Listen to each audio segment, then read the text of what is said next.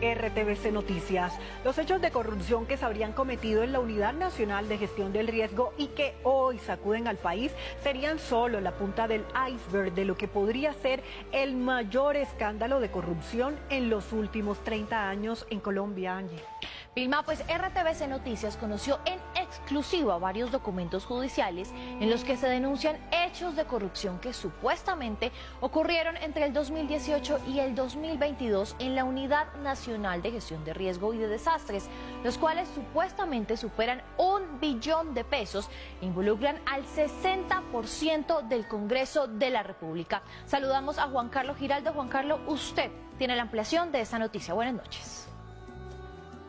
Hola compañeras televidentes, muy buenas noches. Los documentos en poder de este noticiero y de los medios públicos de Colombia son más que una denuncia. Es la constancia de que las autoridades judiciales sabían desde enero del 2023 de los graves hechos de corrupción que sucedían en la Unidad Nacional de Gestión del Riesgo. También que en estos supuestos actos ilegales al parecer están involucrados poderosos funcionarios como congresistas y un número importante de particulares. Este es el documento oficial de la Sala de Instrucción de la Corte Suprema de Justicia. En las 15 páginas del documento de la Corte no solamente se decide no investigar, también se deja constancia de los actos que, según el documento, involucra al 60% del Congreso de la República. Una empresa criminal, liderada por congresistas, servidores públicos, particulares y contratistas. Dicha organización se habría apoderado de aproximadamente $1 billón de recursos del Estado a través de contratos en los que, sostiene, se habrían vulnerado todos los principios de la contratación pública. Concretamente, el denunciante señaló a la Corte como presunto líder de esa empresa criminal al exdirector de la Unidad Nacional de Gestión del Riesgo durante el periodo 2018-2022, Eduardo José González Angulo. Según dice, este funcionario junto con su equipo directivo utilizó intermediarios para conectarse con congresistas.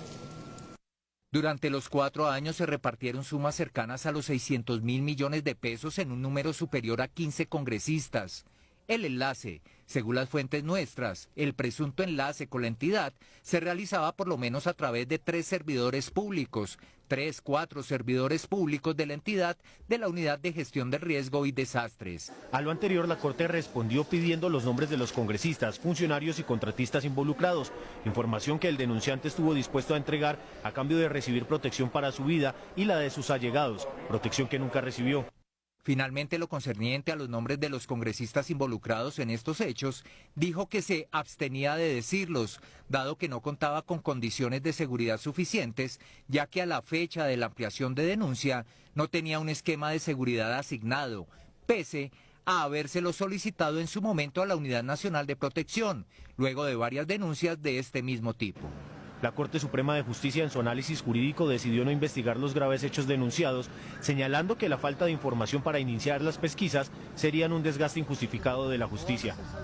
RTVC Noticias habló en exclusiva con el denunciante, que reveló cómo es el supuesto modus operandi de la que denominó en la denuncia la empresa criminal. La plata salió de la contratación y fue dirigida en su mayoría en Antioquia, en Santander y en la costa. ¿Y a quiénes les llegó la plata? ¿Quiénes se quedaron? ¿Qué tipo de funcionarios? Nosotros en la denuncia ante la Fiscalía manifestamos y anunciamos los nombres de los servidores públicos que hacen parte del entramado criminal para que los investigaran. Todos hoy son multimillonarios. También anunciamos particulares y dimos los nombres. Y también mencionamos altos directivos del Congreso de la República de la parte administrativa. Pero estas no fueron las únicas denuncias del caso. En su momento así lo reveló también el presidente de la República. Las cuentas nos dan, y todavía hay que hacerlas mejor, que $1 billón fueron trasladados a municipios de Santander, donde no había desastre natural. Ahí fue rápido.